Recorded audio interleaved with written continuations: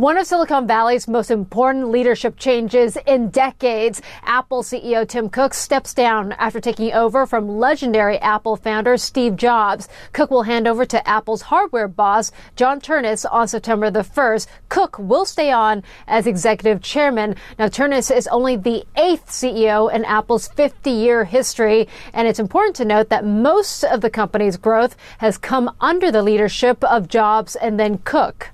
It's not going to slow Apple down. I think they've talked about this, they've planned this, so the new CEO coming in place will be able to lead Apple going forward. Apple's market value jumped by over 1,000% under Tim Cook's leadership, crossing $4 trillion.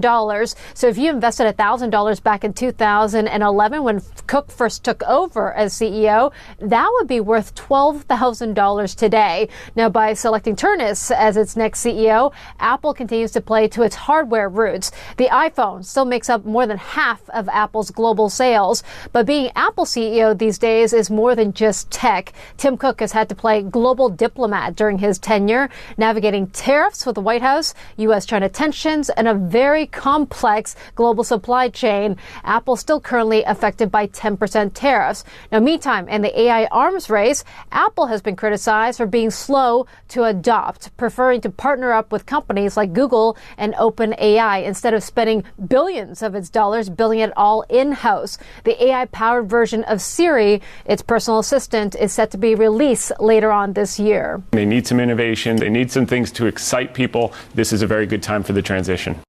Apple is likely to release some new products later on this year, but is it enough to continue delighting and surprising their fans around the world? Apple's new CEO hopes he can. Susan Lee, Fox Business.